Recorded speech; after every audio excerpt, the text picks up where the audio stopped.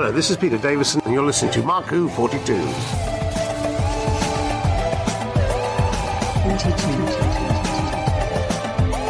Welcome to MarkWHO42. That's right, MarkWHO42, Doctor Who on Krypton Radio.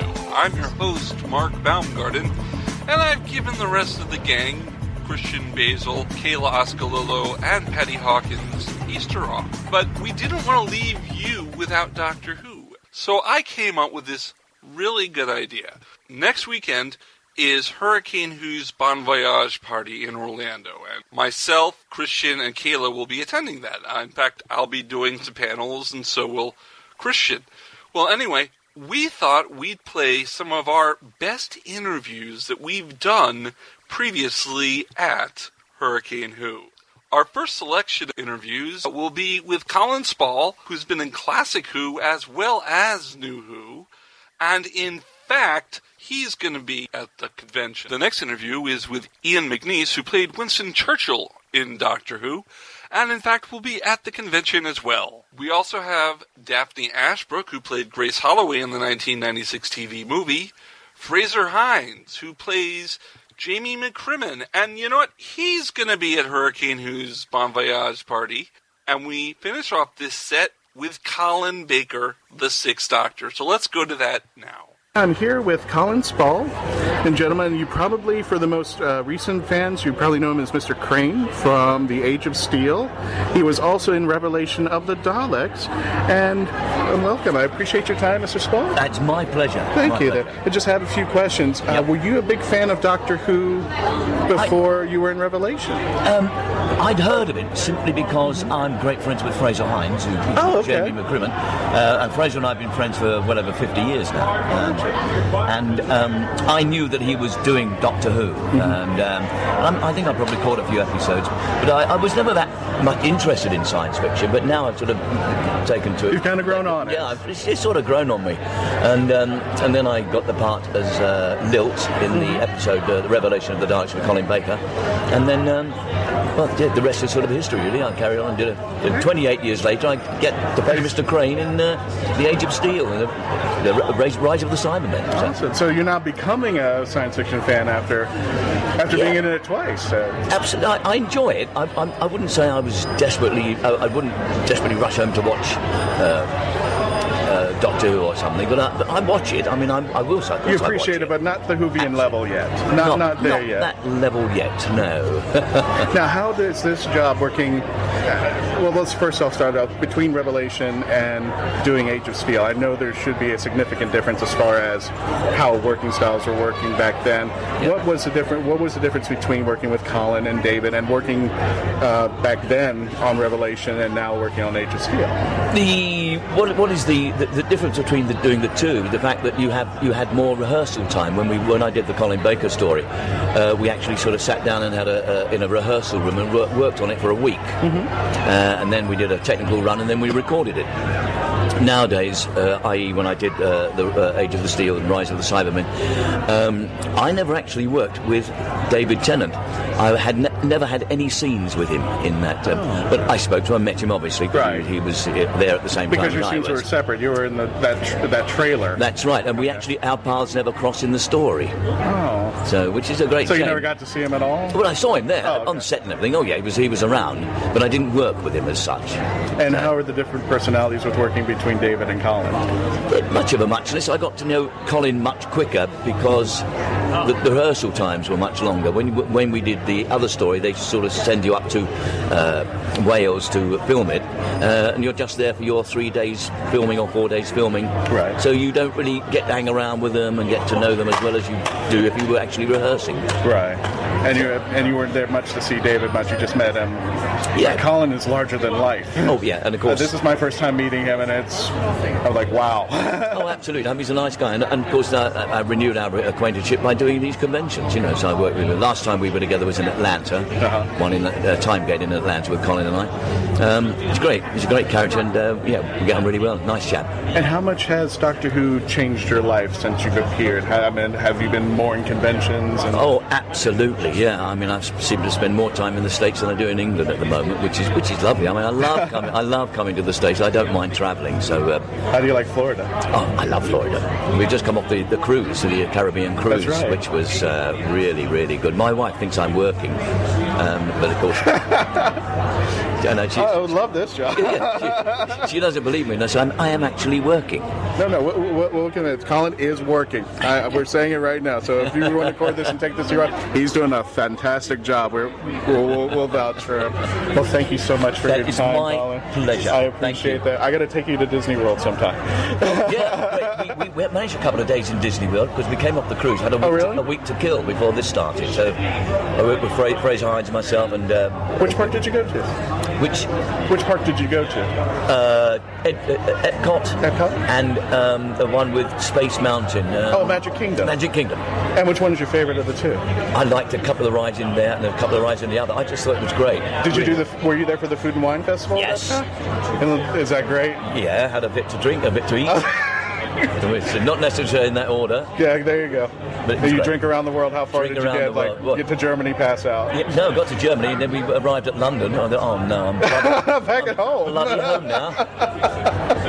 Drinking English beer in an English pub. Exactly. Well, there's fish and chips. Oh, who cares? Yeah, but it was great. Really, really good fun. Oh, thank you for your time, Colin. Once again, it's a pleasure. And I'm with here the legendary actor, Mr. Ian McNeice. I was first introduced to him in a very weird set. I saw my first appearance with Ian is with Ace Ventura, the sequel, and I got to see him in Dune and then later in the series Rome. But my favorite of all time, he is Winston Churchill from the Doctor Who series. How you doing there, Ian? I'm doing fine, thank you. How you liking Hurricane Who and Florida? Well, I wish the weather was a little better. I have to say, we got up this morning, it was raining, and that's not what you expect when you come from London. You expect Florida weather to be wonderful and warm and sunny and humid and all those things. And I felt like I was back in London again. Well, it'll change. It'll get a little better, hopefully. Well, everybody says it changes every 20 minutes, but I've been waiting all day for it to change. It's still raining. But you're inside, too, so... Inside, hopefully it'll change out over there for you. Inside, and then you have this thing called air conditioning, which we don't have in England, so I'm freezing. Oh, no. It's either raining or it's freezing inside here, so you can't get the warmth, but, I'm a complainer. What the hell? Well, I'll bring you a jacket next time. How's that sound? Good. Now, first question, were you a Who fan before you took the mantle? Yes, I mean, I actually grew up with, my doctor was Tom Baker, and I recently did a Big Finish production CD for them, in which I'd done one before, a radio thing for them, and it was... It was at a studio in London, but this time I had to go outside of London. I had to go to a place called Tunbridge Wells, which is about 20 minutes, 2 hours outside of London.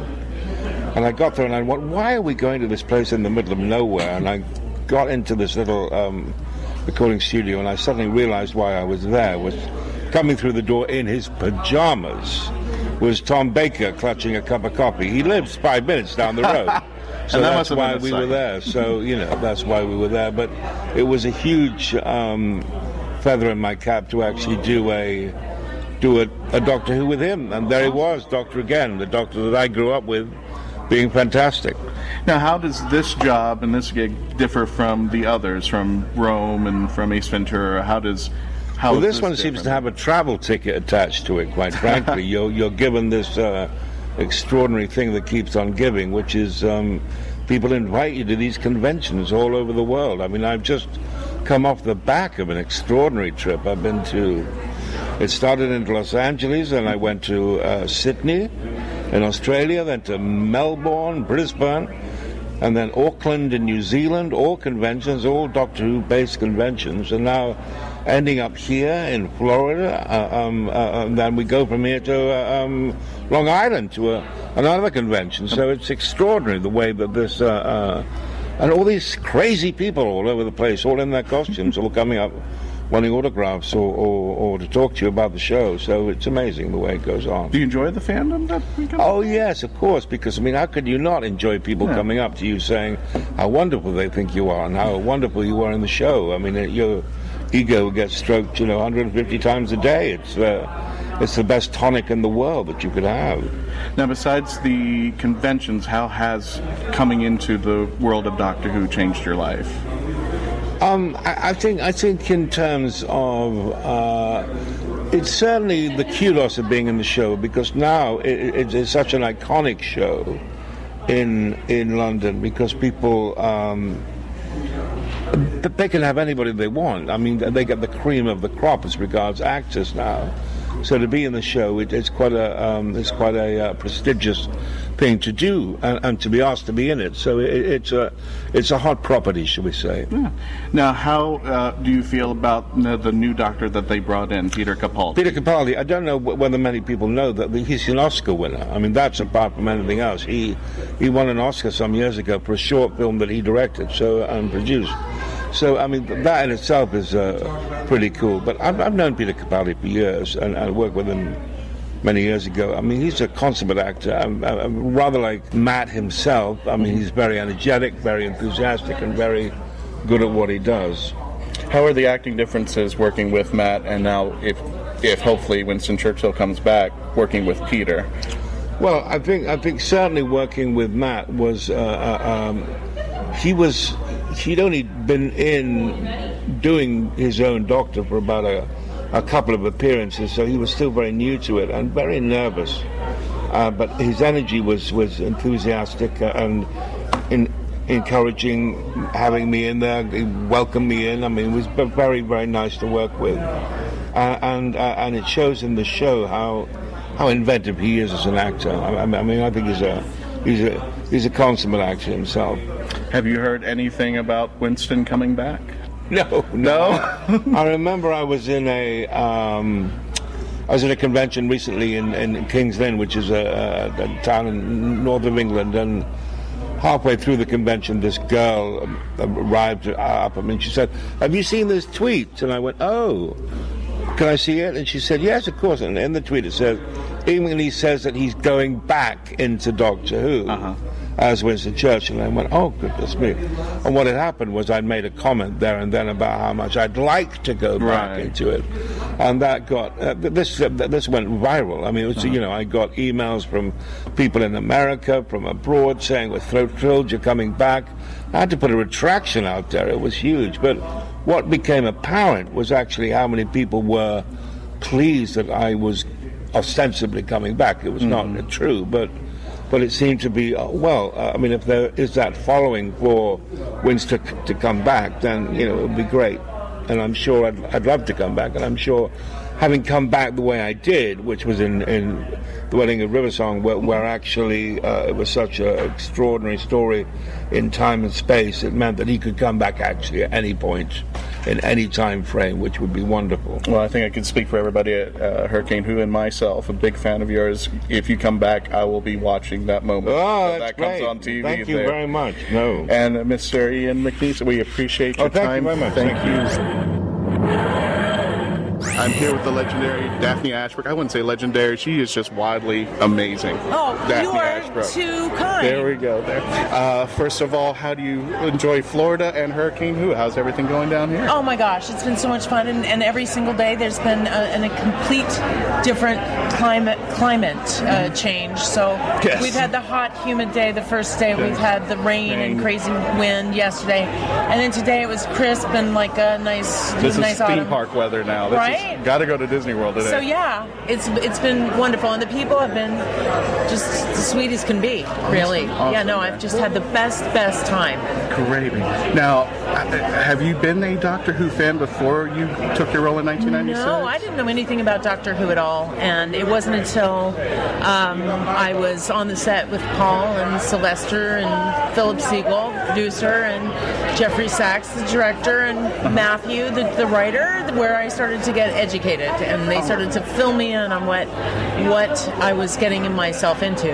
So you did not know the history, the past 26 years that had happened? Nope. You're just, I'm going in here, it's a new show, I got a paycheck coming, let's do this. Yeah, and I really liked the role. I mean, I was smitten, with the script. I thought it was really interesting and different, and I maybe partly because I was so ignorant of the history of Doctor Who. It was kind of new and exciting and something really different. Well, apparently you're not alone. A lot of people in this convention started off with the 2000 with Christopher Eccleston. Right. Are now coming in now. They're like, oh my goodness, this has had a huge history. What's this all about? Right. Going America's back to catching that. up still. Yeah. When you took the role of Dr. Grace Holloway, did you know what was going to be happening after you got off? I've heard when you went to London and after the infamous kiss, Yes. that you were kind of worried about going over there after the Whovians heard what had happened, and now coming back over there. How did they treat you?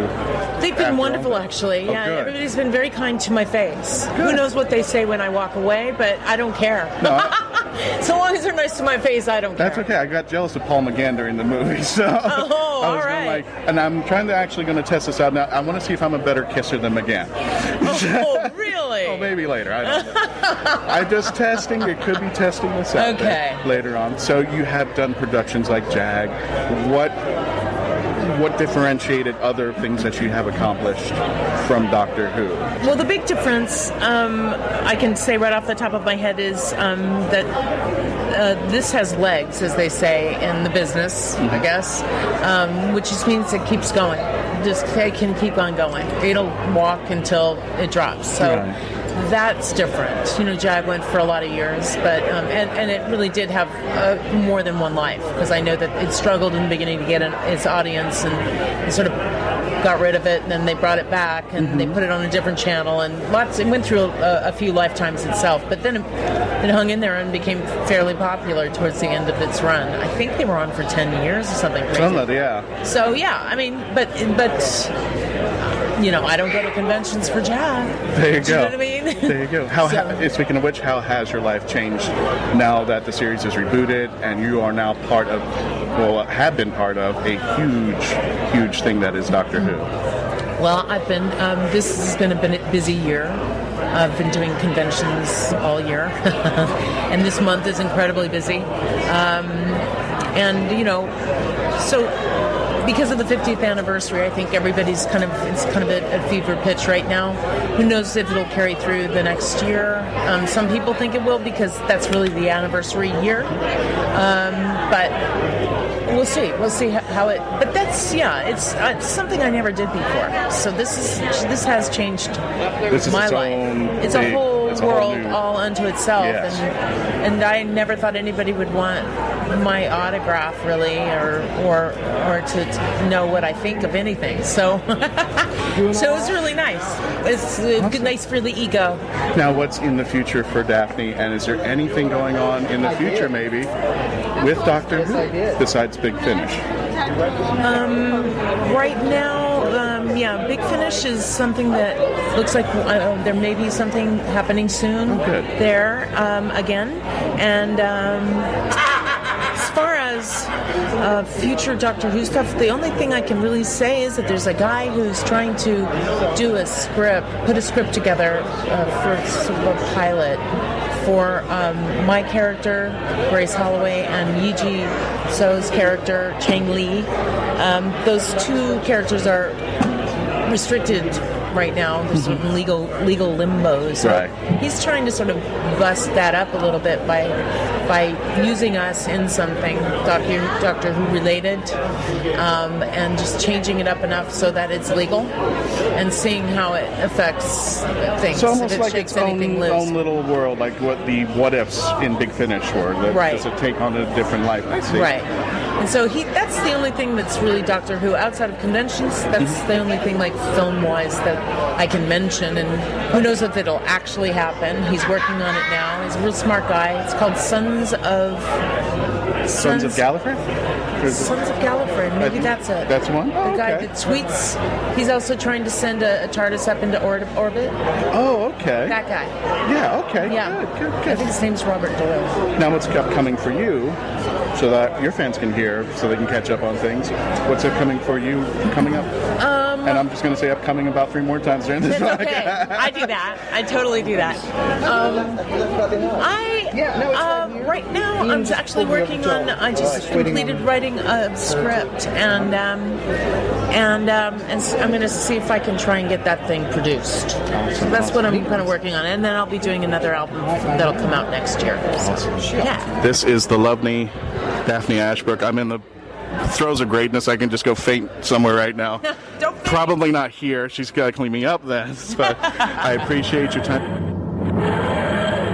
I have Mr. Frazer Hines. Everyone knows him better as Jamie from the second Doctor episodes. Yep. And ironically, you are technically the second Doctor in the light at the end of the light at the end. In the Big Finish production, I play Patrick, and also, excuse me, in all the other Doctor Who stuff as well. Exactly. All the Big Finish stuff, I play Patrick, which I love doing because I love the guy, and we had so much fun together. I just wish he was here with us, and we could do the Big Finish stuff and have even more fun doing it. And more fun than hanging out. And so, can you give us a little sample of what Patrick sounds like? Yes, well, I'm doing this sort of podcast here in the in the hotel, and there's a lot of people. You can hear the atmosphere, and it's wonderful. Awesome. Now, how are you liking Florida and the hurricane too? Well, it's great. Yesterday was good because it was pouring with rain, so we were stuck inside signing autographs. Oh, yeah. Now it's sunny today. I want to get out in the sun. I'm here for a couple of days after the convention finishes before flying down to the Long Island Iced Tea Convention in New York. Are you going to go to the theme parks or anything? Or We've been to the theme parks. We arrived a couple of days early. We've been to Epcot and Magic Kingdom. And did you do the food and wine? Did you enjoy it? Oh, we did. Oh, yeah, it was great. Yeah, we did that 2 days running. Yeah, really good. And we've got to go back. There. Now, what are you doing nowadays besides the Big Finish audience? I've got a film coming out called 2 Days in the Smoke. And there's another one I should have started this year called Tarot, and that's been put on the back burner. Tony Lee, the writer, has written a show for me called The Mile Bunch, so we've got an option on that. Producer's got an option on that. And there's another film called Scrum Like It Hot, which is in the offing. I had lunch with the producer the other day, and we're just sort of getting that together as well. And then I'm going to New Zealand next year to do Annie the musical. Oh, nice. And the thing is, how long is that going to be around? That's going to be for 8 weeks. 3 weeks, I think, in Wellington, 3 weeks in Auckland. And whilst I'm there, my last weekend in Wellington, there's a big Doctor Who convention in Wellington, so I'm going to be signing autographs there. Awesome. Now, I know besides the normal process between TV and audio, how does that feel for you, the difference between doing Doctor Who, the audio, and Doctor Who? Well, you've got to put more into your voice. For the audio, you have to put more in your voice. On TV or in films, theatre, whatever, you can do a look or just with a voice, but with your voice, you have to really, look out, or whatever. You've got to put a little bit more in. I like that you were the best friend buddies with Troughton over there. Yes, yeah. I've always seen the in fact, when I left Doctor Who, I went straight into a soap. I did a couple of movies, and then I went straight into a soap called Emmerdale Farm. And there was a character coming up in that, and I said, let's get Patrick into it, but he'd be ideal. And the producer said, no, we've heard you had too much fun on Doctor Who. So they wouldn't cast him, because they've heard we had so much fun. I saw the holding hands scene, and they said, no. That's not for the funny. 60s, not yet. That was funny. And how has being in Doctor Who changed your life, and now the revamp? Well, people say, what was your favourite story? I always say The Highlanders, even though nobody can see it, because if I hadn't done those 4 episodes, I wouldn't be here, I wouldn't have seen Australia, I wouldn't have seen all parts of America.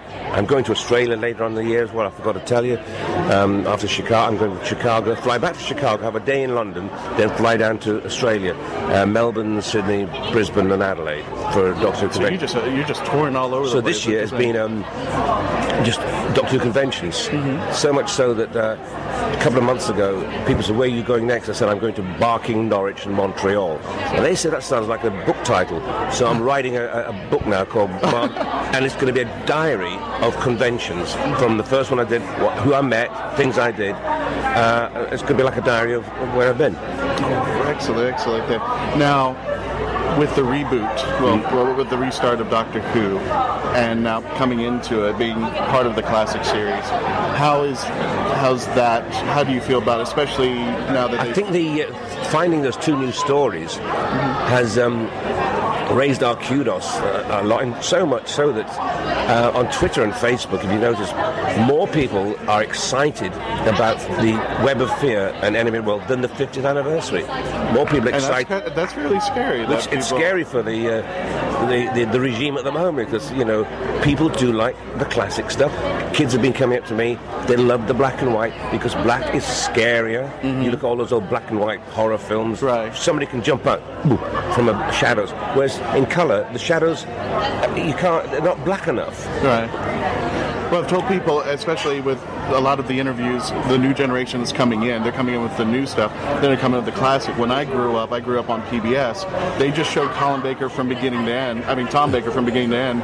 And that's why I thought Doctor Who was. And then when they finally said, oh, by the way, there are these 3 doctors you've been missing, and we've gone into a new doctor, I was like, wait a minute. So what did you feel, after seeing Tom Baker, and then you went on to Colin Baker, what did you think, who did you think was Jamie and the Doctor in the 2 Doctors? I thought I was very excited to see you in there. I was very excited to see Patrick, because I started watching some of Patrick's stuff, and that chemistry that you two had in the classic series, I saw it right back in there. And you first see it, I think, in the Faceless Ones, which is a story I wish they'd find Eden of the Daleks, which is Deborah Watling's first story, and the Faceless Ones, because they were 2 very good, creepy stories. But you can see Patrick and I having a bit of fun in the Faceless Ones, where we suddenly get the humour coming, where I'm saying, oh, we came in a big TARDIS, and he kicks me under the table. What are you doing? Jamie. Oh, I think I've seen that. From... Yeah, it's the border guard. It's a border guard, yes. In England. Can I have your passport, please? Yeah. You must have arrived by plane. No, we came in a big, That's where you just gave that, I was like, oh my goodness. That's where you can see the humour of Patrick and I creeping in. Excellent. Well, I appreciate your time, Frazer. No, not at all. Thank you so much. We're going to be watching out for you and for the Light at the End. And I hope you enjoy the rest of your day here in Florida. Sure. Thank you very much indeed. I'm with the legendary 6th Doctor, Mr. Colin Baker, and you've probably done a billion podcasts before, and I'm a nervous Nelly, so forgive me if I start stuttering the whole time I'm on this podcast there. How are you doing, Colin? How are you enjoying Hurricane Who? I'm having a great time at Hurricane Who, meeting old friends, making new friends, and so far, so good. I actually am also a big fan. I've seen some of your work in The Brothers as Malcolm Tierney, I believe, if I remember right. Malcolm? No, Paul Merroney. I'm sorry. Paul Merroney. It's been Malcolm Tierney is an actor. Oh, okay. Who I know quite well. But, no, I played Paul Merroney back in the 70s. And how do you differentiate doing the work that you did in that series as opposed to Doctor Who? Well, when I did Paul Merroney, the readers of the...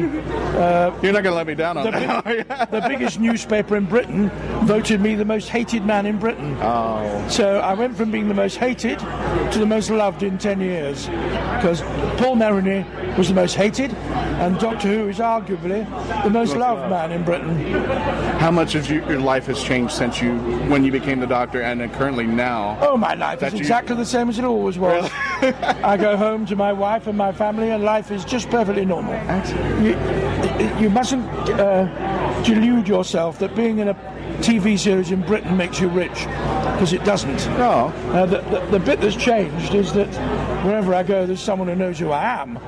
But I see you have a lot of love. You have a lot of fans. I got a lot of love, honey. I like a lot of love. And your favorite Doctor, if I remember, was Mr. Patrick Troughton. Yes, I tend not to use the F word anymore. Favorite, but I will for you. Well, you're my favorite. How's that sound? Hey, that's okay. That's my F word to you. But because Patrick did the hard job of the first regeneration and did it so well, I am in awe of the man. Because if he hadn't created the 2nd Doctor so brilliantly, there wouldn't have been a 3rd or a 4th or a 5th. And as somebody has mentioned, everybody would be passing ships now. No, there would be nothing cohesive with Colin Baker or Tom Baker or Peter Davison or anything of that nature. Doctor Who would have faded. By the way, how are you liking Florida? Well, I haven't seen much of it. You haven't? All I've seen is the 1.5 hours queuing at the airport to get out of the immigration when I arrived. Wow. In Orlando. I got to take you to Disney World. That's what and I've come here. I got to take you to Disney World sometime. We got to set that up there. Well, have you got an in there? What's that? You've got an inn there. I've been quite a few times. I have a Facebook site, and I take that TARDIS that you took a picture with me, and it's been there several times. You don't work for Disney, though? No, not me. Get free passes? No, not me. Well, you're no use to me, are you? Oh, well. Oh, but I'm here. I'm your biggest fan. You are, without question. And what do you think of the new series? I know you like Matt Smith. I've heard in podcasts before. What do you think about Capaldi as the new choice? Well, I think he's brilliant.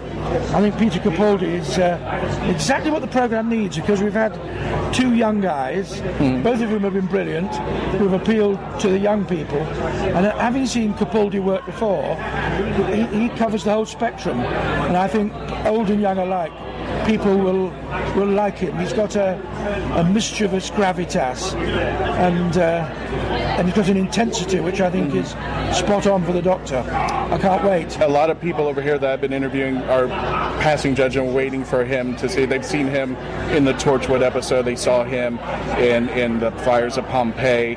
But for me, I'm psyched up. When I first saw him and saw what he has done in the past, I was like, wow. I didn't even know who he was until he finally showed up and became the Doctor. I mean, he's well known for a series he's recently done in Britain, which is a political series, in which he plays a kind of character in 10 Downing Street who devises policy, and his language is appalling. And do you have anything coming up Doctor Who-wise? So like Big Finish, do you have any new stories that are coming up? Yeah, soon? I don't know what they are because I can never remember the titles. But I've recorded quite a few Big Finishes. And I love them. And they're coming out soon. And there's The Light at the End as well, which is the anniversary one. How excited were you when you did that recording with everybody, with all the Doctors, all the companions? I didn't. Oh, we all went in and did it separately. Oh, really? Because we weren't all available at the same time. I gotcha. And you can't put us all in the same place. The world would implode. Oh, there you go. There you go. Well, Mr. Colin Baker, I appreciate your time. Thank you. Enjoy Hurricane Who. Enjoy Florida. Thank you very much. We'll have more of our interviews from Hurricane Who past right after this. New weekend, new location, new adventures. This is Oasis 28. Oasis 28 is presented by the Orlando Area Science Fiction Society. It's not your typical convention. Oasis 28 is Orlando's fan-operated science fiction convention that brings you the fun and excitement of speculative fiction in all its forms. Friday, April 22nd to Sunday, April 24th at the DoubleTree by Hilton Hotel, Orlando East, and parking is free. For prices, information, and to obtain discounted tickets, visit oasfis.org/oasis. Sign up to volunteer and get special membership rates. Oasis 28 supports anti-bullying and promotes a cosplay-safe environment. Kid? Yes? Shut up. Beyond the Night is the GCRN's latest review podcast. We are covering everything in the Knight Rider television universe, from the classic 80s TV series to the 1991 reunion film, Team Knight Rider, and the 2008 relaunch series as well. So join TFG and Mike and Dion the Music Man as they go in-depth in Beyond the Night, only on Geekcast Radio Network. You can find Beyond the Night in iTunes and on www.geekcastradio.com. Kid? Yes, Michael. Just keep driving. The voice of Christian-basel, take one. Hi, I'm Christian-basel, and I would like to provide my voice for all your voiceover needs, such as... Okay, like an announcer. Like a what? Like an announcer. For all your voiceover needs, such as animation, radio, announcements, introductions... Now an old man. I can even record voicemail for all the Meshuggahs that call you. A pirate. Arr, and it won't cost you a lot of treasure for me services. Arr. Creepy movie voice. Just call 407-761-2679. 407-761-2679. Or email voiceofchristianbasel@yahoo.com. Well, how was that? That's a wrap. Hi guys, this is John Barrowman. Oh, sorry. Hi guys, this is David Tennant. Oh man, what am I doing? Hi guys, this is Kai Owen, and you're listening to MarkWHO42. And we're back with more of MarkWHO42. Now, we have never played these interviews on Krypton Radio before, so these are all new for you. We make a big deal about our interviews, and we love doing interviews on MarkWHO42.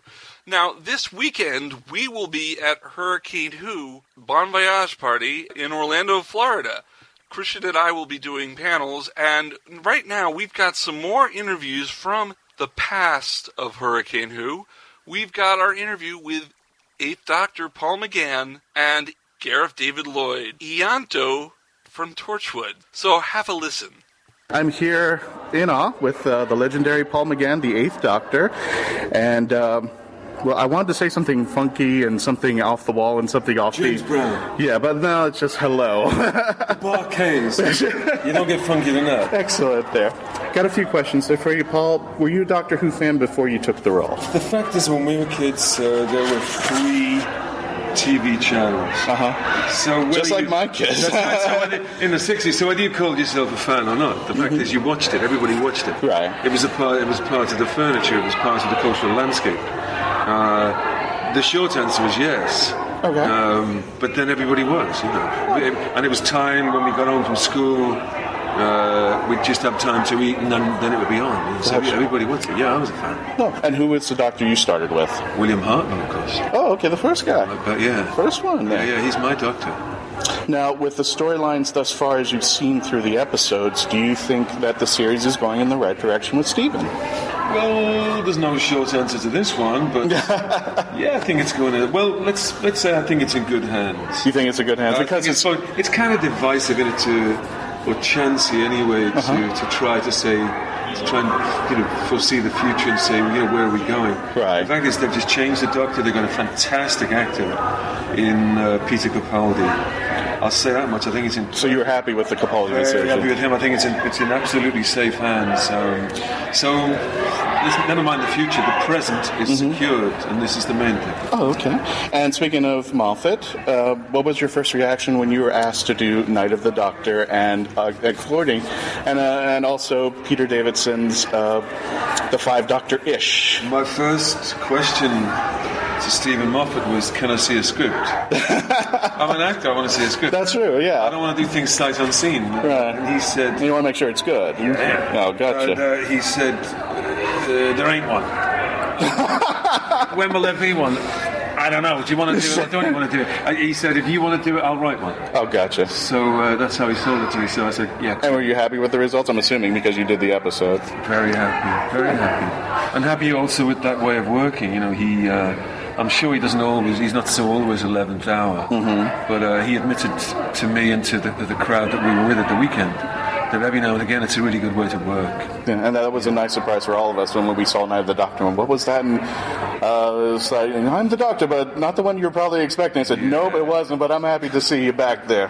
Yeah. My favorite scene from the TV movie was the gun scene. A lot of people mentioned that, but that, to me, encapsulated good writing and great acting on your part. The gun scene where you said, now, please step aside before I shoot myself. Yeah. I think that was probably the most brilliant. And some of the stuff that I think is the best of Doctor Who comes from that movie and from Night of the Doctor. Well, that's good of you to say. I think it's true. There was what I mean is I think nothing biased, right? I'm slightly biased because I'm in it. Right. No, I think there were little set pieces which were deliberate, very deliberate, and would have been there for months on which to hang this pilot. I'm sure this idea was in there from the beginning. Now you're doing Big Finish. I've heard most of the Sheridan adventures. That's wonderful there. What's your favorite moment of Big Finish? What's your favorite memory of doing it?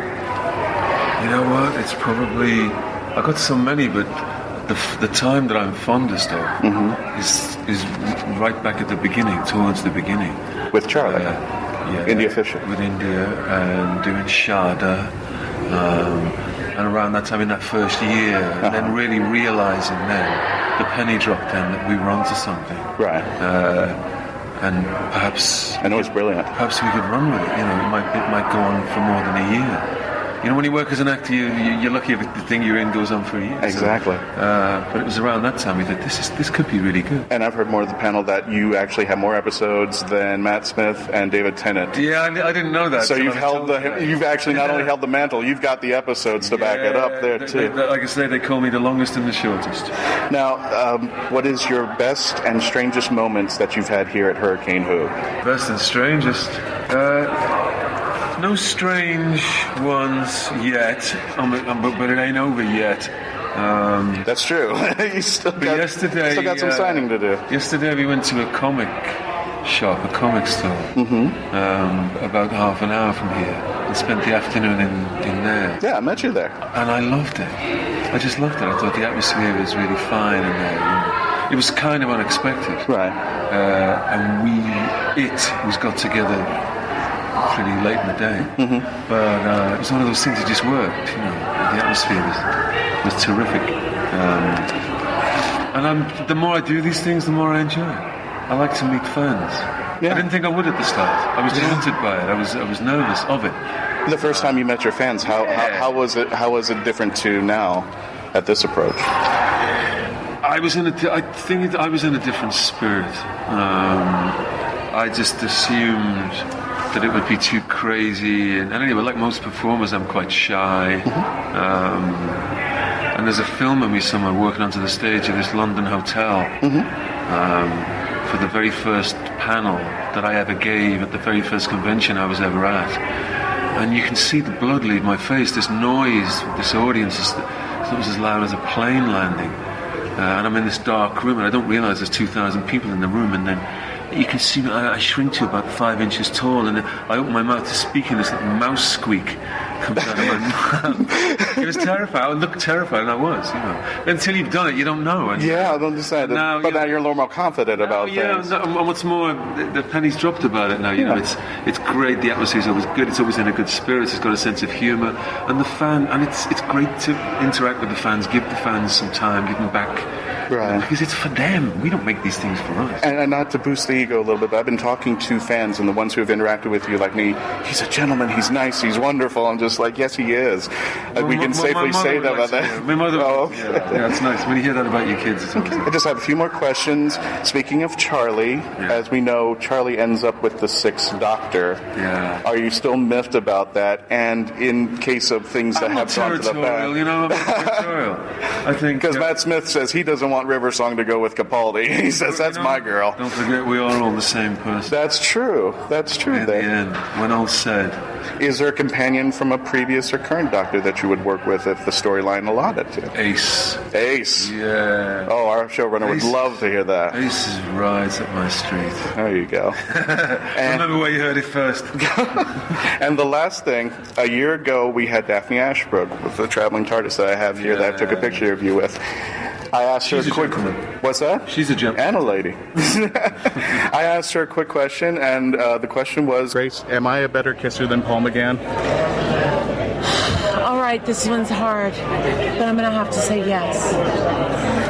So after this podcast, I would like to know if you are a better kisser than Daphne Ashbrook, but we'll find that out later.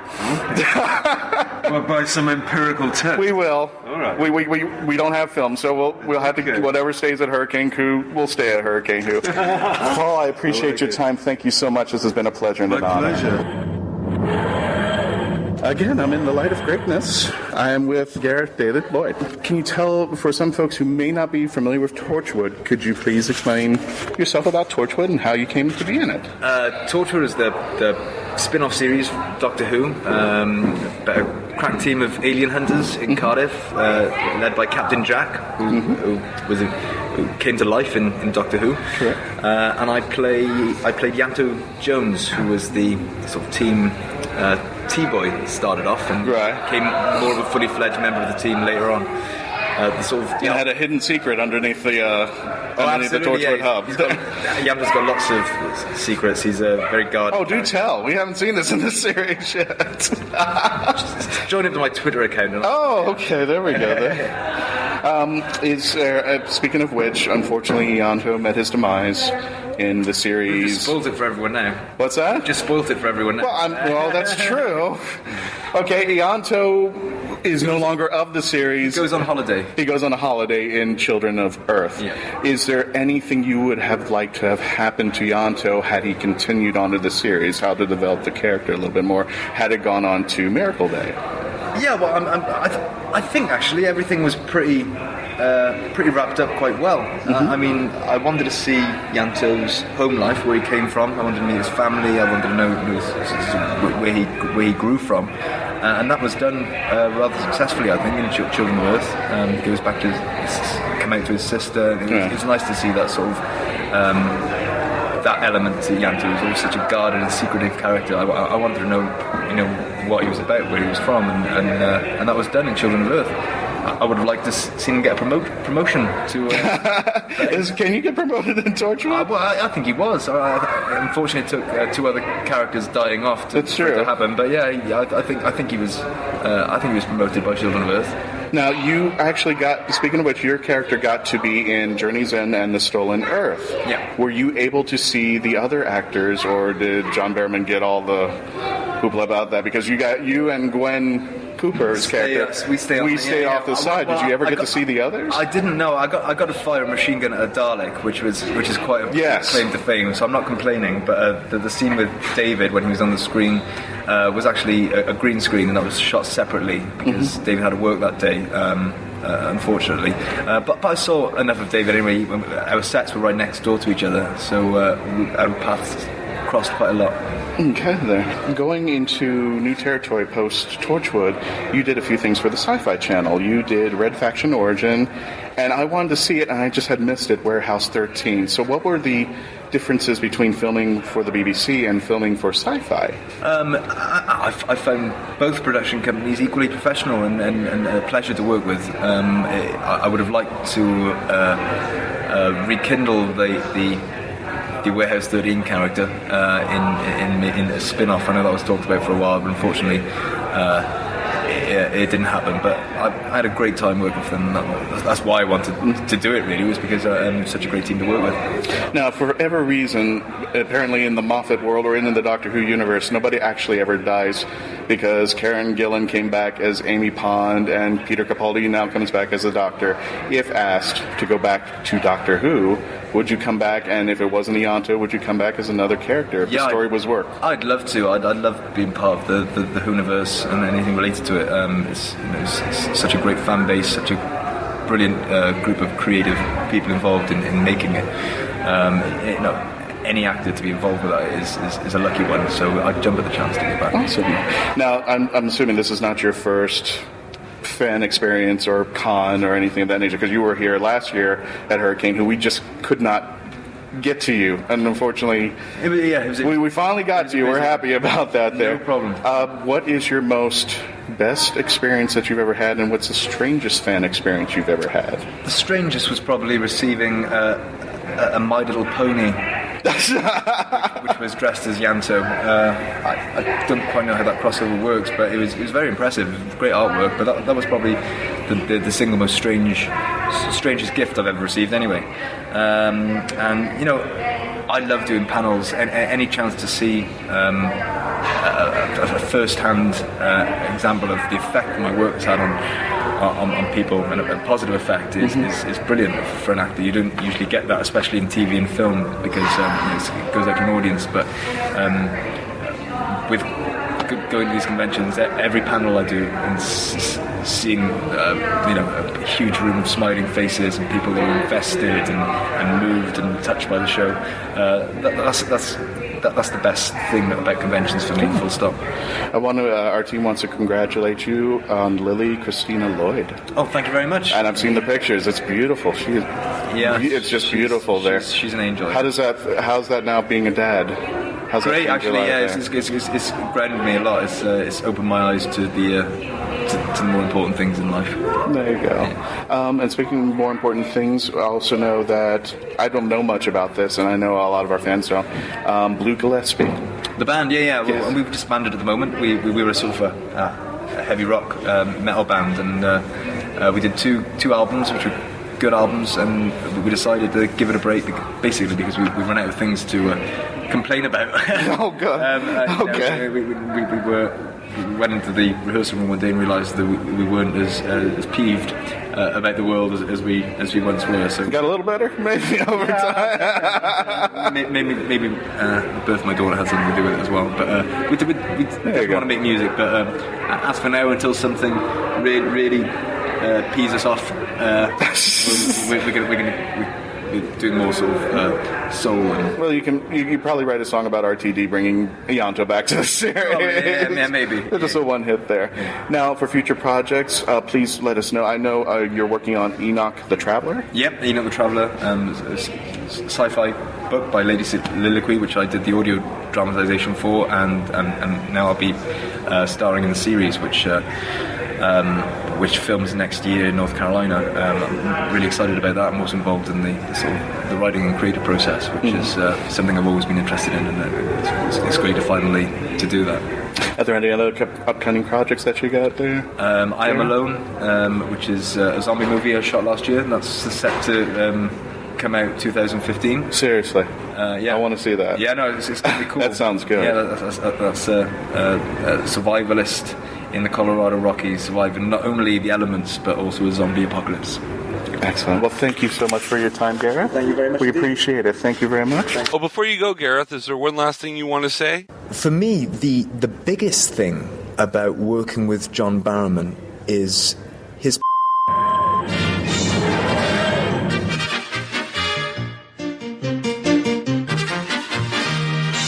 And we'll be back with more of this great Hurricane Who retrospective here on Krypton Radio. This is MarkWHO42. We'll be right back.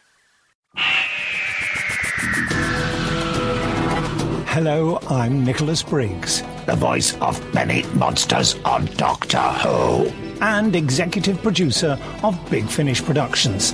And I'm pleased to announce that MarkWHO42 Books have joined forces with Big Finish to bring you Big Finish Audio. There's this fella who calls himself the Doctor, and he says he has saved me, and we are in his time machine. You're all right. I think I've broken something. What about you? Yes, I'm fine, thanks. I rather think I broke your fall. Oh, sorry. MarkWHO42 Books will now offer to bring you the best in Big Finish audio. But why are they here? How do you do? I beg your pardon? Oh, no need to. I'm the Doctor, and this is... I am Leela. By all means, please do come out to play, Doctor. I'm waiting for you. To find where MarkWHO42 Books will be, go to markwho42.net or on their Facebook site at MarkWHO42. What are you saying? They fizzled in somehow, like the TARDIS? Yeah, transmat from another dimension. The TARDIS doesn't fizzle. It's more of a... Also go to markwho42.net and download my interview with the team. You're executive producer at Big Finish Productions. Correct. Is this a quiz? MarkWHO42, taking you to the Whoniverse and beyond. Meet Grimlock, not podcaster. Meet Grimlock King. Since 2011, we have been taking you beyond. That's right, Tooncast Beyond has covered many cartoon series and films in our 4 years online. Now we take you even further as we reformat the podcast by covering any and all cartoon series by season. And we also have our animated film reviews. So join TFG and Mike and the rest of the GCRN crew as we give you a different cartoon review every Wednesday on iTunes, Stitcher Smart Radio, Blog Talk Radio, and of course, GeekCastRadio.com. We are beyond good, beyond evil, beyond your wildest imagination. Hi folks, this is christian-basel, MarkWHO42, and if you've been lucky enough to catch us at conventions and wondered how you could hire us to come to your convention or special event, simply go to Heroes on Hand, click the podcast icon, and click the icon for MarkWHO42. On our page on Heroes on Hand, you can actually click the button that says click here to book MarkWHO42 for your next event, and that's all you have to do. Once again, if you wanted to hire us for your next event, simply go to heroesonhand.com, click on podcast, click on our icon, and click the green button to book us for your next event. You're going to love us. We'll see you there. Hello, I'm Katie Manning, and I played Jo Grant in Doctor Who, later to become Jo Grant Jones in the Sarah Jane Adventures. and you're listening to MarkWHO42. Isn't that the answer to life? Well, this program certainly has been that to me today. And we're back with more of MarkWHO42 here on Krypton Radio. Well, we've got one last segment of interviews that we've done from past Hurricane Who's, and I think you're going to like them. The first one we've got coming up is Terry-Molloy, who will be at Hurricane Who. He'll be at this party that we're going to be having this Friday and Saturday in Orlando. Then we've got Ingrid Oliver, who played Osgood. And, of course, which Osgood? Your guess is as good as mine. Groan. We also have a great interview with Peter Davison, and Peter Davison will also be at this convention. Boy, we are plugging away. So here we are with those three. I'm with the legendary Terry-Molloy. How you doing there, sir? Excellent. Nice. How is Davros loving Florida here? Davros is finding it very well. Very well? Yeah. I'm a bit jet lagged, but I'm getting there. Now, for our folks who may not be familiar with your work in the classic series, tell us a little bit about you. Well, I played Davros from 1983 with Peter Davison, and then through Colin Baker and Sylvester McCoy until the series finished, what they now call the classic series finished. So I played Davros, creator of the Daleks, and the Doctor's nemesis, an all-round nice guy. Awesome. And you've done this through three different Doctors. How is it working with three different Doctors? The differences between Davison, Baker, and McCoy? Oh, the Doctor is the Doctor. Yeah. The Doctor must be exterminated. Well, we just got to kill him. That's absolutely. It doesn't matter what he looks like. No, I don't care what just take him out over there. Yeah. Now, you did in one Cyberman episode, you actually were not dressed up as Davros. You played Russell against Colin Baker. How was that? That was great. I mean, that was I'd done one Davros with Peter Davison, and the director who was on that for me rang me up and said, "Do you want to play an ordinary person?" If there are any ordinary people in Doctor Who. Not in the Whoniverse, not even the smallest person. I played this undercover cop who meets up with Colin Baker in the sewers of London and ends up getting bladdered by some Cybermen at the end of the first episode. So quick in and out. And you're the Davros to get in with McCoy's character when he reads you off the rice pudding. Oh monologue. yes, unlimited rice pudding, etc., etc.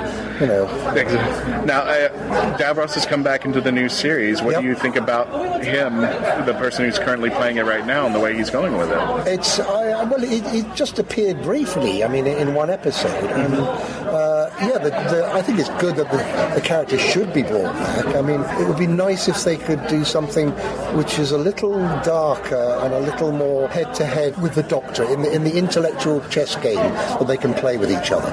Oh, okay. Because the great thing about the Doctor and Davros and the Master is they're all on exactly the same intellectual path. Right. They know they're each as intelligent. They're the only people that can really communicate on that level of intelligence fully. And they all know that they're alone. Right. So there is that, I did a big finish thing with Paul McGann as the Doctor, and the whole thing revolved around the Doctor and Davros both trying to flip the other into either psychosis or schizophrenia. Oh, wow. And you've got this incredible thing where at one point Davros is pleading with the Doctor to help him come back because he's turning into the Emperor Dalek. Right. And which episode was that? It was a thing called Terra Firma on Big Finish. Gotcha. Yeah, one of the audio adventures. And that was great. And I think that's really where it works best. Not always the ranting, raving Davros, but the slightly more calculatedly psychotic Davros, and having planned something and just watching. That's what I always loved about him, because his psychology is he's doing the right thing, even though everybody else in the world thinks he's wrong. He's got it in his mind that the Daleks have to exist, everything has to be exterminated, we have to have a perfect society of Daleks. It's the whole thing about people say, "What's it like playing an evil character?" So we don't play an evil character. Right. We play somebody who believes what they're doing is good. Yeah, exactly. exactly. And Davros does. I mean, in the classic series, he had an episode where he'd solved the problem of famine in the universe. And everyone called him the great healer. He'd done this brilliant job of feeding the universe. Right. That was starving. And then the Doctor pointed out that actually what he's doing is feeding them the bodies of their relatives on this Necros planet. So I think green as people. Yeah, absolutely. And Davros is totally phased by this. What do you mean? What's the problem here? You know, they're dead. Right. You don't see the moral problem. You know, so any villain like that is going to be believing that they're doing good because that's the way. And what's so great about him too, because there's some points in his villainy that you go, well, you know what? Actually, it almost makes sense. It makes sense. Yeah, that's the scary part. People will go, actually, the Doctor's wrong here. Well, he's wrong, but it's the ideology that, you know, could he be right? Could this be true? I mean, if you really think hard about it, like, he could be in his right by doing good under the guise of evil perception. There. It's always that thing that you go so far and then you just step over the line by 1% and it goes from being good to being what we perceive as evil. But then it depends on your moral compass, I suppose. And you did something called Davros. Yes. What was that about? That was, I don't know if anybody's familiar with the television series called I, Claudius, which came out of the BBC about the Roman Emperor Claudius and his transition to power and the family, the patrician family that he brought up with. Gary Russell, who was producing for Big Finish at the time, he was about to leave and he wanted to do a 4-part mini-series called I, Davros, which followed the same kind of thing, that you actually followed Davros because he wasn't always a crippled scientist.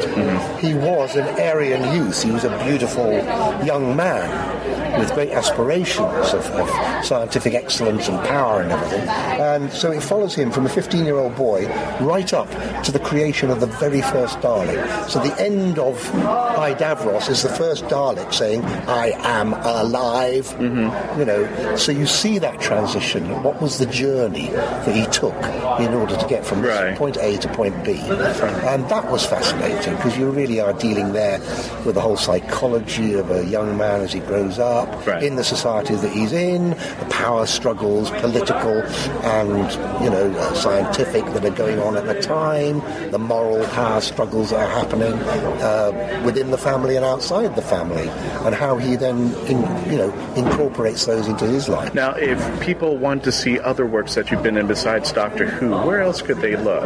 What other shows have you done? On telly? Yeah. I've done, Lordy. I've done all bits and pieces. Most of my work's been on radio, I have to say. Oh, okay. It's all the stock, usual kind of telly stuff that comes out of, the UK, like the Casualty and the Bill and those sort of things, which is the stock in trade for most actors. I've done a couple of films just recently with John Hurt and various other people, but they're more small-scale films which might do the circuit of the art cinemas in the UK, rather than going into general release.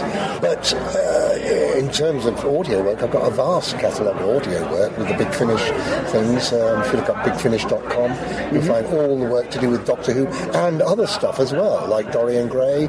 I've just done Frankenstein with Arthur Darvill playing Frankenstein, and Nick Briggs playing the monster, and there's a whole range of stuff, plus another series which we started about 9 years ago, called The Scary Fires.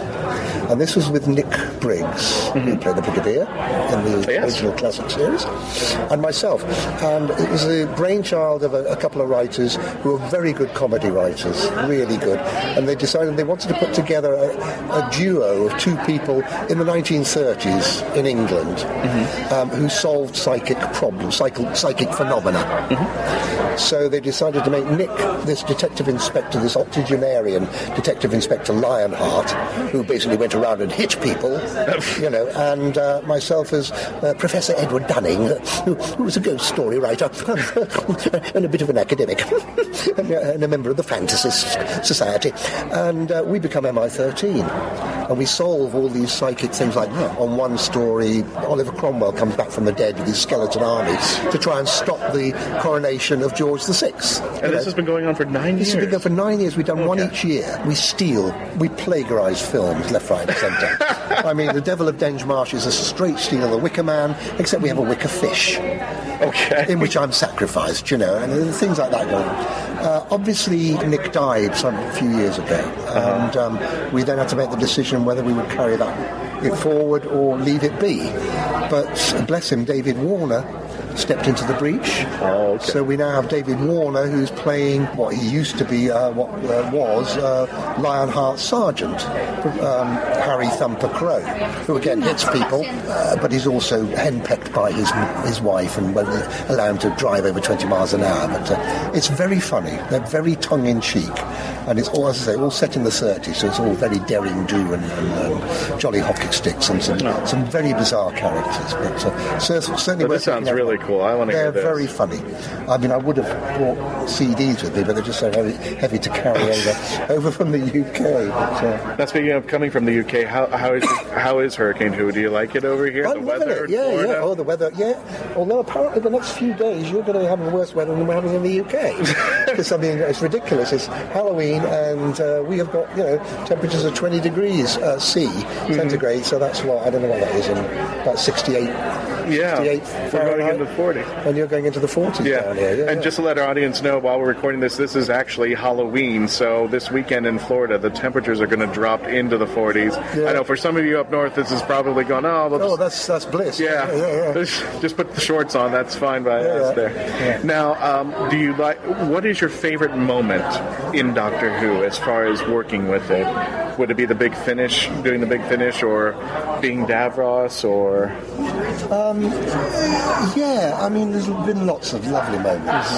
Well, I mean, the people I've been working with, and we are like the thing I love about conventions and Doctor Who stuff is it's like being part of a giant extended family. Whether you're on the programme or whether you're a fan of the programme, you've got that commonality, that interest in common.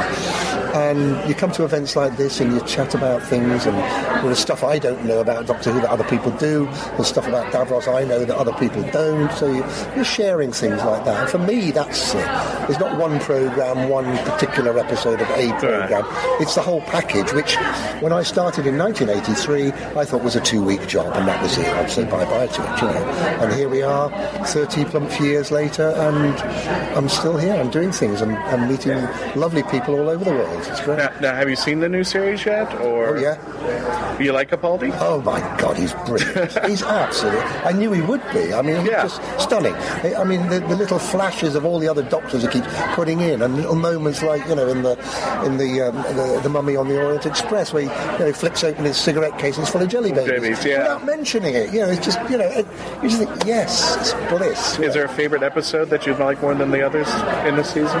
I like Listen. I did enjoy Listen. I love that too. It was different, and it was bizarre, but I kind of got it. Yeah. I like the approach of going in different directions. Oh, absolutely. I mean, I love it when the Doctor gets dark, when it gets into dark areas, and they start to shine light in it.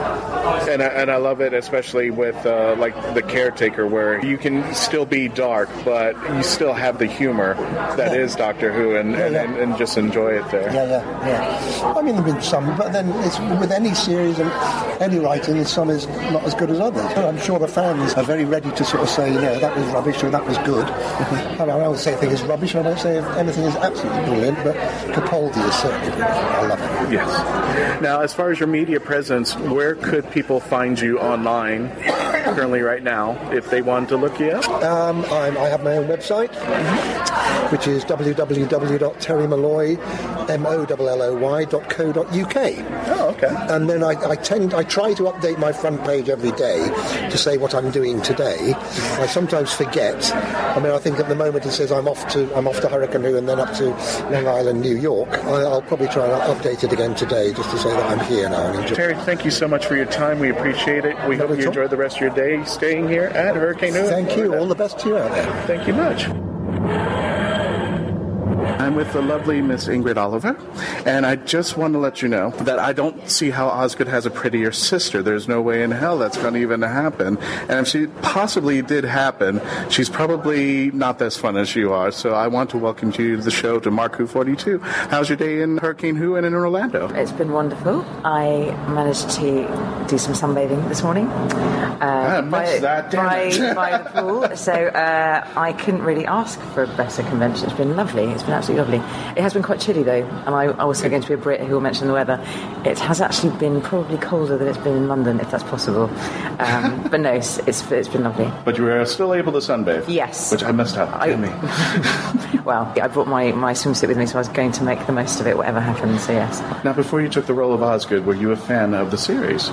Yes, I was. I was a fan of the series, and I was very excited when I got the audition. And when I got the part, I couldn't really speak for about an hour, and just sort of wandered around London aimlessly, not really knowing where I was going because I was in such a daze. Yes, I was a big fan. I was a big fan of Doctor Who. Who was your first Doctor?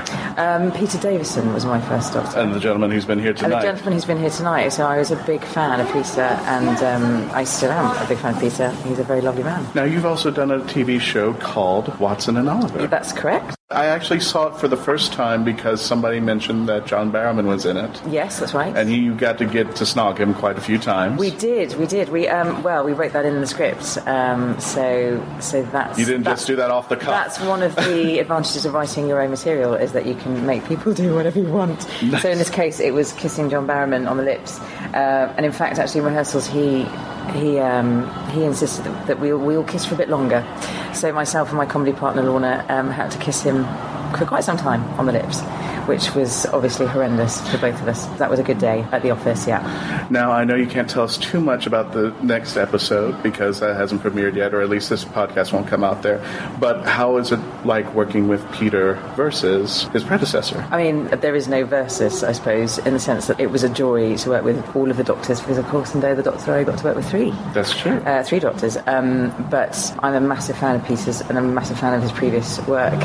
So I was slightly in awe of him when I met him on set for the first time, and then I had to pretend to forget about that and try and do some acting. He's brilliant. He's such a brilliant actor. It was, I felt very lucky to get to work up close. And were you excited when you were asked to come back to do the season finale? I was hoping that I might get to come back, but I didn't dare dream that I would. And then I knew that they'd started filming this series, and I was sort of praying for a phone call, and I didn't get one until it was almost too late, because I'm in the series finale, obviously, so I was one of the last episodes to film. But I was so relieved when I got that phone call. I was very, very happy.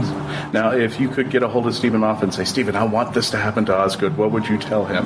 Oh, goodness me. He knows, Besides become a companion. He knows best than anyone what should become of Osgood, so I shall wait eagerly and see what happens. So, yes. Now, are you working on any future projects that people might want to know? Well, I am currently writing at the moment, because I write comedy as well. Yes. So I'm writing with my sketch show partner.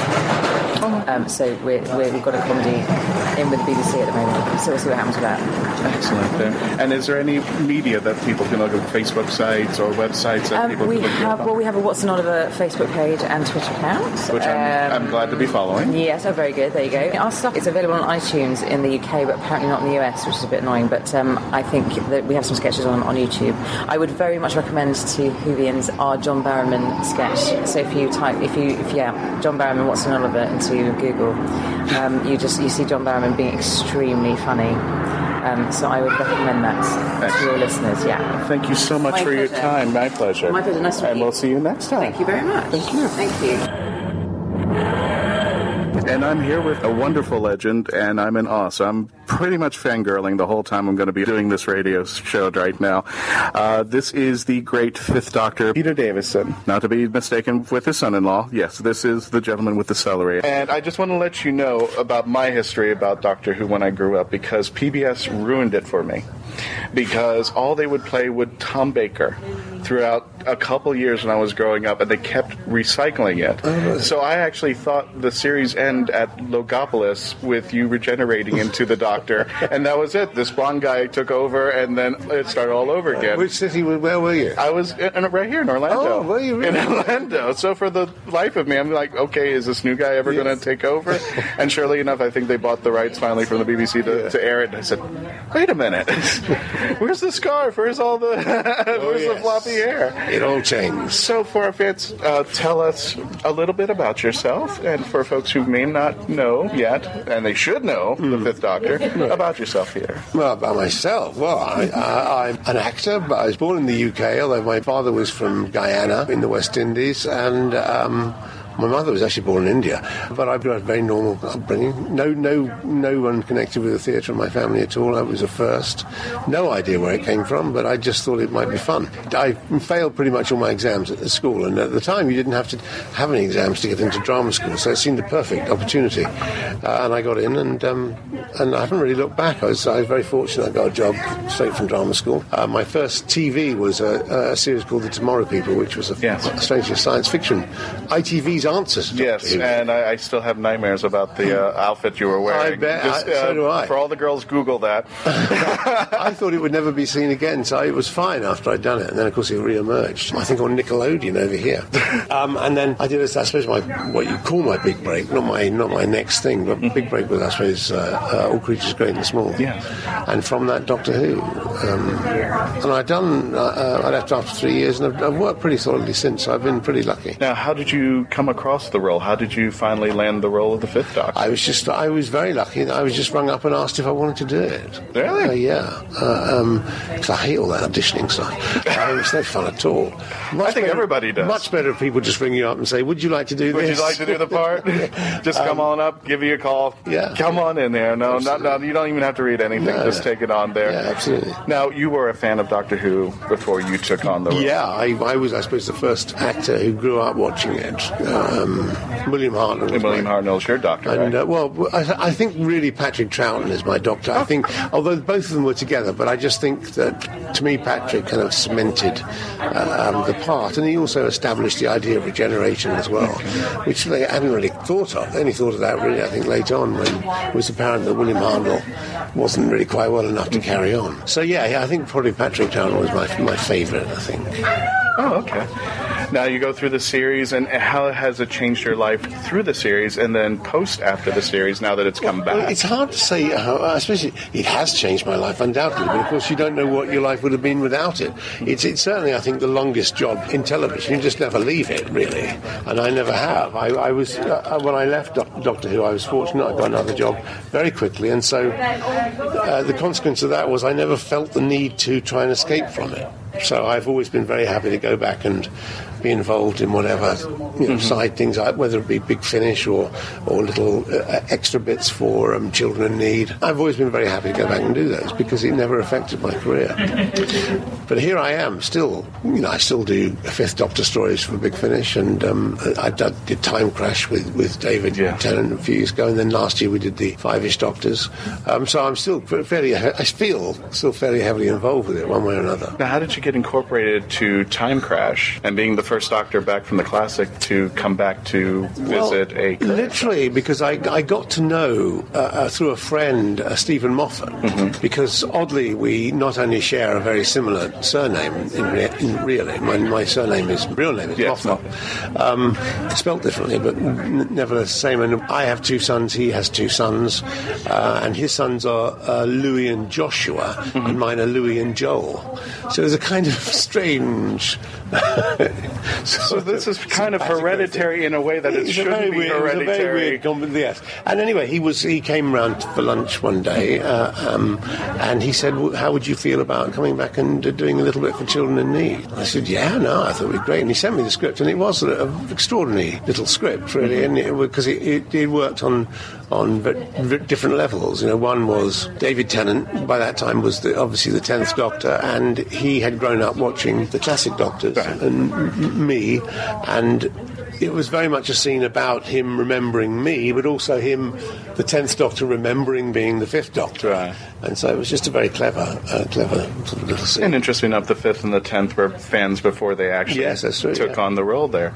Now, my favorite scene of your acting capabilities, and I've actually watched the side takes and all that, mentioning about your regeneration into Colin Baker and how you had the best acting, having to play your role with two wonderful things about Perry standing right on top of you.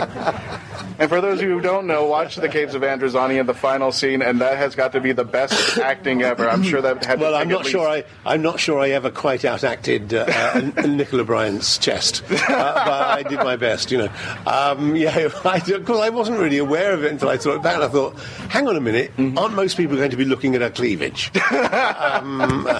And she keeps, whenever I bring this up, she acts as if she doesn't want me to mention it, but actually I think she actually kind of does.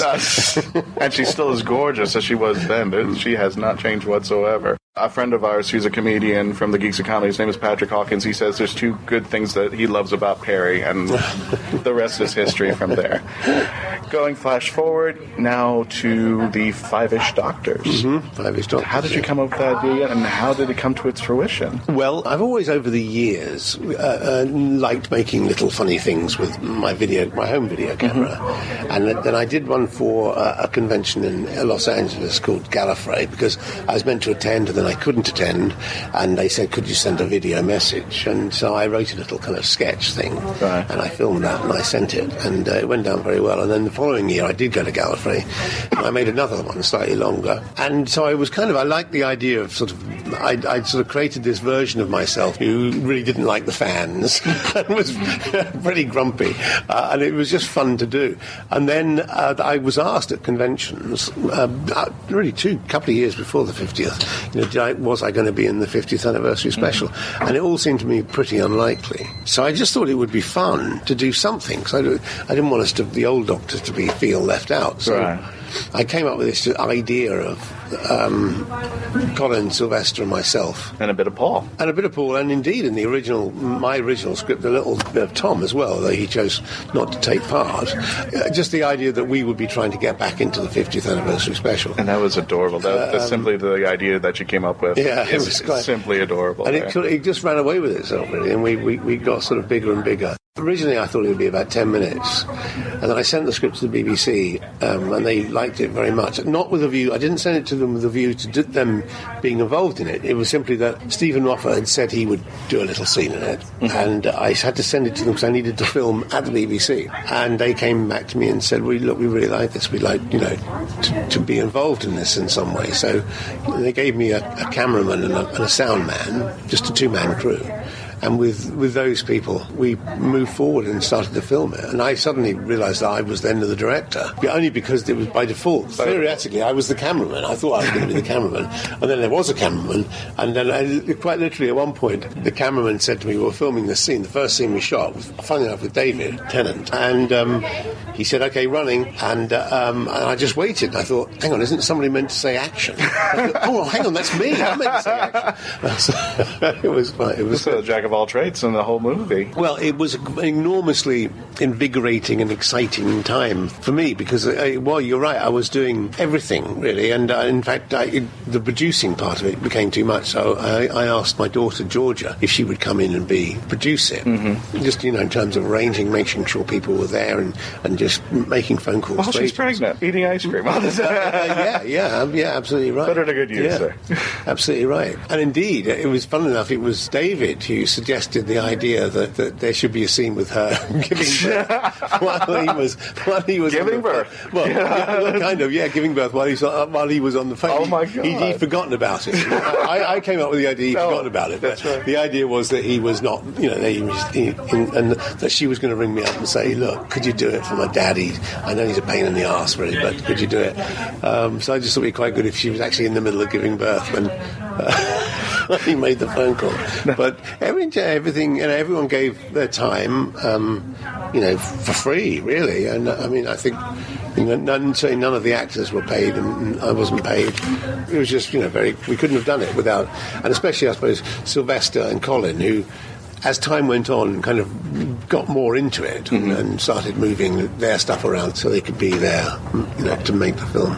Awesome. Now, you got a chance, and I saw it on BBC America, to interview the current Doctor, Peter Capaldi. And one of my friends accidentally, jokingly said, by some innuendo chance, he goes, "Oh my God, there's two Peters on the screen." So I don't know how people will take that, but how was that meeting Peter Capaldi and doing all those interviews? It was great. I thought he was very, very sort of thoughtful and wise about what he was saying, and I thought it was a very interesting take. What he said to me, well, I'm not even sure what was in the eventual interview, but he said to me that his take on the Doctor was that he wasn't quite so sure he was in love with the human race as the previous Doctors. And he wasn't entirely convinced they were worth saving. Planet of the pudding brains, as we've actually now been called. So. But I thought that was a really interesting take on it. Yes. So, going flash forward, will there be a sequel to The Five-ish Doctors? There's not planned to be one. Would you like one? Well, if I could come up with a good enough idea, I'm sure if I said tomorrow I'd like to make a sequel, I'm sure we could get it done. But it's got to be, the idea has got to be good enough. I can't just for the sake of it cobble together something that I think is not anywhere near as good. I'm not sure it can be bettered, not only in terms of the script, but also people's involvement in it. I can't really go back to people and say, look, you did it last time. You did it, exactly. And it sounded like you had a big. How did everybody react when you asked them first time and said, "I'm making this"? There was absolutely no one, with the exception of Tom, that's Tom. Well, and it worked out. Even that worked out in the end rather well, because I'd written. I thought, a nice little scene where we rang him up. Colin, as in the script, Colin, the one who makes the phone call, and he answers the phone. And the first thing he says is, how nice to hear from one of my lesser selves. And then Colin proceeds to tell him what we're planning to do. Right. And he just puts the phone down halfway through. So Colin's talking, and he puts the phone down, has a sip of a glass of wine, puts it down, then just picks up the phone and says, "I'm really sorry, old boy, I just can't be asked." And then so in effect, but then he didn't want to do it. So, but then of course he hadn't done the Five Doctors, right? And I just thought, well, why not use exactly the same clip? And in fact, then I told this friend of mine who was Rhys Thomas, who was the voice on the radio in the Five-ish Doctors, and I told him, I said, well, if Tom won't do it, I've always got this idea. And I told him the idea of using the same clip, and he said, I think it's a better joke. If he's not there, if he's just punting down the river again, he's in this, he's stuck in a time vortex. So that's what we did. I think Tom really is stuck in a time vortex in some pub Probably, somewhere. Probably. Is there any other media presence that people could visit you and see other things that you've done? I've been trying to start with Law and Order UK. Yes. I've been watching a few of those shows. Yeah, I've appeared in. It's difficult to know what's on. I did a couple of episodes of a series called Toast of London, playing me. Very bizarre. And odd little things I've done, but there's nothing particularly. I've just been doing a play in London. Obviously, you can't see that. If you want to come to Australia next year, they have a symphonic spectacular tour of Australia that I'm hosting. We do have an audience that scales out worldwide, so if you want to give them a little bit. I think we're going to Adelaide, Perth, Sydney, and then on to Auckland in New Zealand. They're great fun, and then we're doing, I think, that tour in the UK as well. I'd be a great idea to bring it to the USA, but that's for them to decide.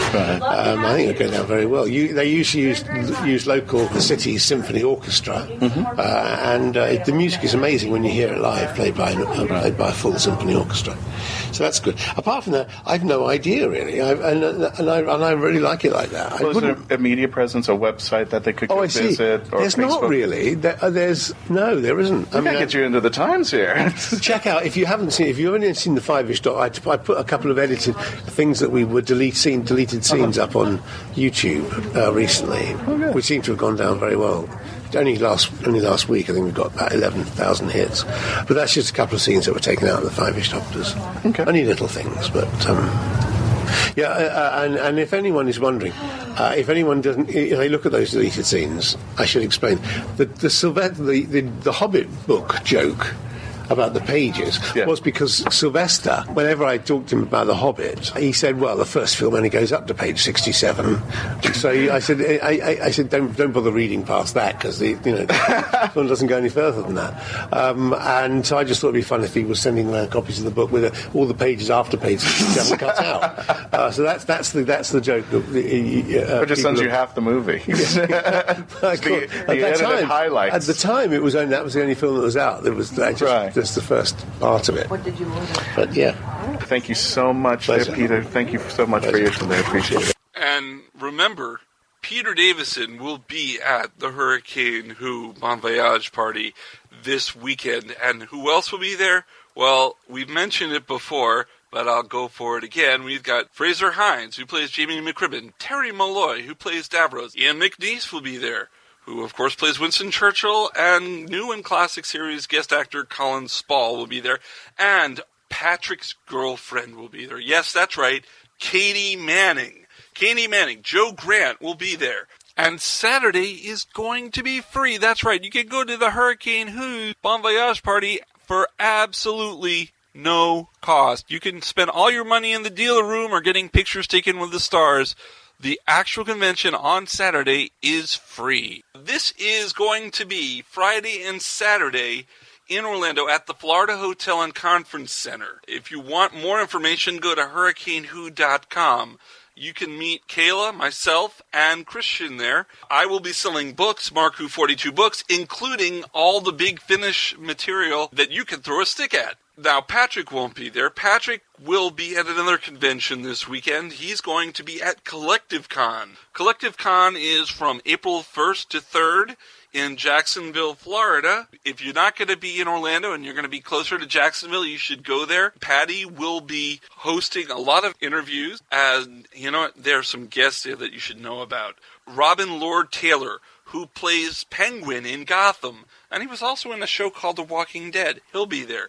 Kevin Sorbo of Hercules and Andromeda will be there. And of course, like I said, patty-hawkins will be there. That is located at the Jacksonville Expo Center, and you can get more information about that at collectivecon.com. Wow. I hope you've had as much fun on this episode of MarkWHO42 as I've had presenting it to you. I hope you had a great Easter. I'm looking forward to meeting all of you at Hurricane Who, and of course, you know, Patty is looking forward to meeting you at Collective Con. And in 2 weeks after that, in Melbourne, Florida, we are all going to be at Space Coast Nerdfest, and we'll have more on that next time here on MarkWHO42. So long, everyone. Don't forget, go to MarkWHO42.net and join the Hooniverse Army. Go to our Facebook page, MarkWHO42. Tweet us at MarkWHO42. Go to FloridaGeekScene.com. Go to GeekCastRadio.com. You can find us all over the web. You can find us on Roku, iTunes, Google Play Podcast. Oh, God, we are everywhere. Just Google us. You'll find MarkWHO42. Until next time, so long. MarkWHO42 is written and presented by McCrimmon, Kayla-ascolillo, patty-hawkins, and christian-basel. This episode was edited, directed, and produced by McCrimmon. Visit MarkWHO42.net, where you can register and become part of the Hooniverse Army. We can be contacted by email at mark@markwho42, subject line, ? If you'd like a chance to be a guest on our radio show, send an email to our Media Relations Director, Christian Basel, at markwho42media@yahoo.com. You can have MarkWHO42 entertain at your next event or convention. Go to heroesonhand.com/MarkWHO42. Doctor Who and its properties are owned by the BBC, the British Broadcasting Corporation.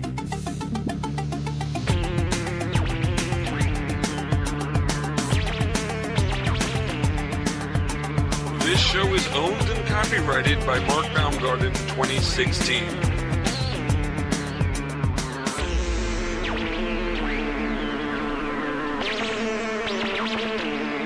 This is Krypton Radio.